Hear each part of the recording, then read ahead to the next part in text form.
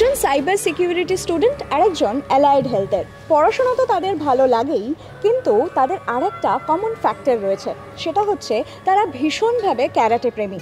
এবং ক্যারাটে প্রেমটা এতটাই যে তারা ন্যাশনাল, ইন্টারন্যাশনাল, ডিস্ট্রিক্ট লেভেলে ক্যারাটে খেলে সেখান থেকে প্রাইজও জিতে এনেছে।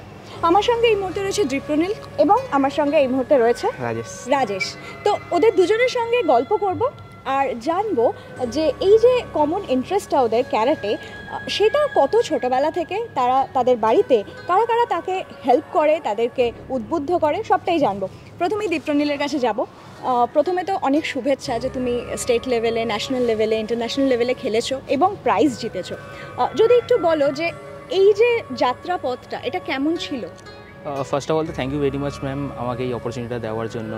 ক্যারাটের জার্নিটা আমার বলতে গেলে একদম ছোটোবেলা থেকে, মানে ছোটোবেলা থেকে আমি কমব্যাট স্পোর্টসের সাথে আমি জড়িত আছি। ফার্স্ট অফ অল আমি আমার জার্নিটা স্টার্ট করি 3.5 ইয়ার্স থেকে টাইকান্ডো থেকেও আমার স্টেট লেভেল কমপ্লিট করা। এবার টাইকান্ডো ছাড়ার কিছু কারণ ছিল আমার, মানে পড়াশোনার কিছু কারণের জন্য আমাকে টাইকান্ডোটা অ্যাকচুয়ালি ছাড়তে হয় very sadly. And then class 4-5 নাগাদ আমি ক্যারাটে জয়েন করি। ওখান থেকে আমার পুরো জার্নি একদম স্টার্ট হয়, যেটা আমি এখনও পর্যন্ত কন্টিনিউ করে যাচ্ছি। ওখানেই আমার কোচের সাথে আমার প্রথম দেখা, মিস্টার কুনাল দে। উনি ন্যাশনাল গেমস কমিতে gold medalist and world combat games qualified.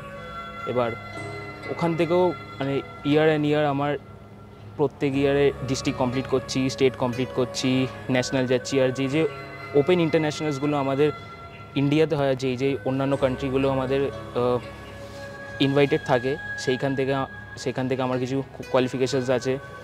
আর এখনও পর্যন্ত এই রিসেন্টলি ইস্ট ইন্ডিয়াতে চ্যাম্পিয়নশিপ জিতে আমি, যেখান থেকে শুধুমাত্র দুটো প্লেয়ারকে নেওয়া হয়, সিলেক্টেড করা হয় ফাইনালিস্টদের। ওখান থেকে আমি সিলেক্টেড হই, ইন্টারজোনাল ন্যাশনাল খেলতে গেছিলাম, ওখান থেকে আমি সিলভার মেডেল এখনও পর্যন্ত পাই। আমরা বুঝতে পারলাম যে ওর জার্নিটা কেমন ছিল। আমি আসবো রাজেশের কাছে। তোমাকে যেটা প্রথমেই জানতে চাইবো তোমার থেকে, সেটা হচ্ছে তুমি বাঁকুড়ার ছেলে, এবং বাঁকুড়ায় যেহেতু ওটা একটু গ্রামীণ জায়গা, সেখান থেকে তুমি বড় হয়েছো এবং তারপরে তোমার ক্যারাটের প্রতি ইন্টারেস্ট, এটা কত ছোটোবেলা থেকে হয়েছিল? First of all thank you ma'am. তো ছোটো থেকে বলতে আমি ফার্স্ট ক্যারাটেতে ইন্টারেস্টেড হই, বিভিন্ন রকম মুভি, ব্রুসলির মুভি সব কিছু দেখার পর ইন্টারেস্টেড হই। সেখান থেকে আমি আস্তে আস্তে আমাদের ওখানেই বাঁকুড়ার যে খাতড়া মুকুটমণিপুরের কাছে আমি থাকি, তো ওখানেই একটা একাডেমি ছিল। ওখানে বাবাকে বলি ভর্তি করাতে, বাবা অনেক মানে করার পরে ভর্তি করেছিল ওখানে।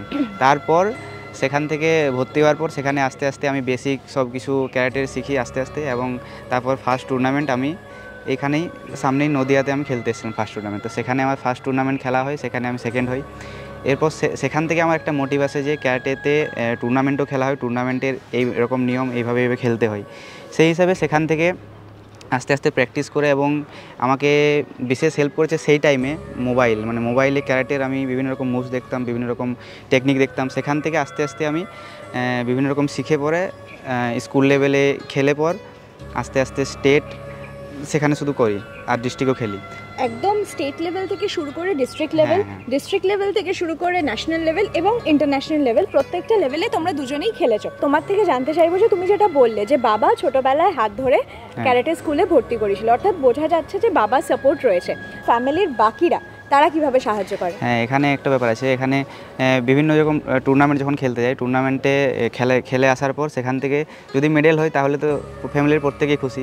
কিন্তু একটা ব্যাপার, আমার ফ্যামিলিতে সাপোর্ট করে ওটাতে, যখন আমি মেডেল না পাই। রিসেন্টলি দিল্লিতে যে ইন্টারজোনাল খেলতে গেছিলাম, সেখানে আমার মেডেল হয়নি। তার আগে সবই মেডেল হয়েছে, কিন্তু সেটার পরেও বাবা, মা, ঠাকুমা প্রত্যেকেই মোটিভেট করে যে ঠিক আছে, এই টুর্নামেন্টে খেলা হয়নি, পরেরটা হবে, ভালোভাবে প্রিপারেশন কর, অসুবিধা নাই। মানে বাড়িতে ঠিকঠাকই সাপোর্ট করে। এটা প্রত্যেকটা স্টুডেন্টরা যারা স্টুডেন্ট কিন্তু ক্যারাটেও করে, ক্যারাটের প্রতি আগ্রহী, টুর্নামেন্ট খেলে, তাদের প্রত্যেকেই বাবা মাদের সাপোর্ট করা দরকার, প্রত্যেকেরই এটা অবশ্যই দরকার। বাবা মার সাপোর্ট ছাড়া এগোনো অনেক মুশকিল। বাবা মা সাপোর্ট তো রয়েছেই, বন্ধুরা বা ইউনিভার্সিটি, কলেজ, স্কুল, সেখানকার যে বন্ধুরা, তাদের সাপোর্ট কতটা পাও? ইউনিভার্সিটি থেকে বলতে গেলে প্রথমে তো আসি আমাদের ডিপার্টমেন্টের স্যার আর ম্যাডাম, মানে ফ্যাকাল্টিতে। ম্যাম ডিপার্টমেন্ট থেকে আমাদের স্যার ম্যাডামরা প্রচুর সাপোর্ট করে, মানে ওখানকার 100% সাপোর্টের পরেও যদি কোনো সাপোর্ট থাকে ডিপার্টমেন্টের ফ্যাকাল্টিরা, স্যার ম্যাডামরা আমাকে সেই লেভেলে সাপোর্ট করে। আর ওদেরকে ছাড়া আমি যদি বন্ধুদের মাঝখানে আছি, আর বন্ধুদের যে চিয়ার আপটা, বন্ধুদের চিয়ার আপটা আলাদাই লেভেলে থাকে। বন্ধুদের চিয়ার আপ আউটস্ট্যান্ডিং, ওরা খুব সাপোর্ট করে। আর সেটাই মেন্টাল বুস্ট আপের কাজ করে, তাই তো? হ্যাঁ, ইয়েস, এক্স্যাক্টলি। এই যে বিভিন্ন স্তরে তোমরা খেলেছো এবং সেখান থেকে পুরস্কারও জিতেছো, state level, district level, national এবং ইন্টারন্যাশনাল, এই প্রত্যেকটার জন্য কি আলাদা আলাদা প্রস্তুতি দরকার? ইয়েস ম্যাম, কারণ 3টে লেভেলই আমাদের জন্য আলাদা। কারণ স্কুলে যেমনি হয়, স্কুলে বা কলেজে, কারণ প্রথমে আমাদের মাধ্যমিক থাকে, দেন উচ্চ মাধ্যমিক থাকে, দেন আমাদের গ্র্যাজুয়েশন লেভেলটা থাকে। এবার ডিস্ট্রিক্টের মধ্যে কী হয়, আমাদের যে ডিস্ট্রিক্টটা ওইখানের যে ওয়েট ক্যাটাগরি প্লেয়ার যেটার মধ্যে আমি খেলি, ওখানে সব প্লেয়ার্সগুলো আসছে।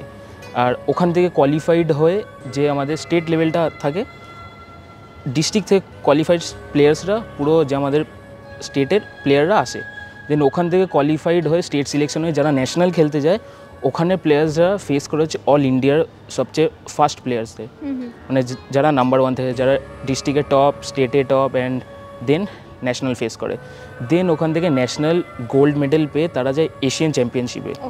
এশিয়ান চ্যাম্পিয়নশিপের আগেও তাদের একটা খেলা হয় সাউথ এশিয়ান, যেখান থেকে সাউথ এশিয়ান কোয়ালিফাইড হয়ে ওখান থেকে মেডেল পেলে প্লেয়াররা যায় এশিয়ান চ্যাম্পিয়নশিপ খেলতে, যেটাকে আমরা একেএফ বলি, এশিয়ান ক্যারাটে ফেডারেশন। ওখান থেকে দেন প্লেয়ার্সরা যায় ওয়ার্ল্ড চ্যাম্পিয়নশিপে, যেটা আমাদের ক্যারাটে ফেডারেশন থেকে করা হয়, WKF গেমস বলা হয়। দেন ওখান থেকে যে আমাদের যে প্রিমিয়ার লিগ, সিরিজ, যে ইন্টারন্যাশনাল লেভেলসে প্লেয়াররা নিজের কান্ট্রিকে রিপ্রেজেন্ট করতে আসে, সেই সব গেমস হয়। অর্থাৎ এইভাবেই তোমরা প্রিপারেশন নিয়েছিলে, এটা বোঝা গেল। যখনই আমরা ক্যারাটে নিয়ে কোনো সিনেমা দেখেছি যারা ক্যারাটে করে তারা প্রচুর খায়। তো আমাদের স্টুডেন্টদের ফুড মেনুটা কীরকম সেটা একটু জানবো, কীরকমভাবে ডায়েট মেনটেন করো? হ্যাঁ, ডায়েট মেনটেনটা এই হোস্টেল লাইফে, মতলব মেসে যেভাবে আছি সেটা একটু মুশকিল, কিন্তু নিজেকে সেক্ষেত্রে একটু আলাদা করে, একটু কন্ট্রোল করে নিজের ডায়েটটাকে ঠিক রাখতে হয়। সকালে খাবার আলাদা করে একটু খেতে হয়, আর মেসের খাবার মানে নর্মালি যেরকম হয় আর কি, সেই হিসেবে নিজের থেকেই সব কিছু অ্যাড করে নিজের একটা ডায়েট চার্ট নিজের মতো রেডি করে নিজেকে মেনটেন করে রাখতে হয়। তোমার ইন্সপিরেশন কে? ইন্সপিরেশন বলতে গেলে আমি টুর্নামেন্টে মিট করার পর, আমি আমাদের স্যার কুণাল স্যারের সাথে যখন মিট করি টুর্নামেন্টে, তারপর থেকে ইন্সপিরেশন আমার স্যার আমার মেন ইন্সপিরেশন। তার আগে টিভিতে যেরকম দেখতাম সব কিছু মুভিজ, সেগুলো দেখে আমার ইন্টারেস্টেড হয় আর কি এটাতে। জ্যাকি চ্যান না ব্রুসলি, কাকে বেশি ভালো লাগে? Jackie Chan. Okay, favourite action film? The karate kid. Okay, একদম। Favourite action hero? Jackie Chan. Okay, তোমাদের কাছে আমার শেষ প্রশ্ন, সেটা হচ্ছে যে ভবিষ্যতে নিজেকে কোথায় দেখতে চাও?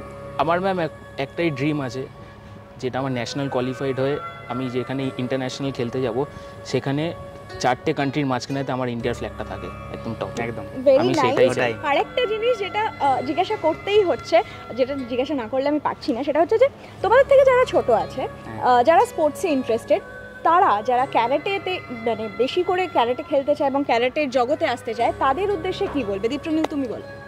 আমি আমার নেক্সট জেনারেশন বা আমার জুনিয়র্সকে একটাই কথা বলতে চাই, জীবনে যাই করো, যেই স্পোর্টসে বা যেই সাইডেই থাকো না কেন, নিজের পড়াশোনাটাকে কন্টিনিউ রাখো।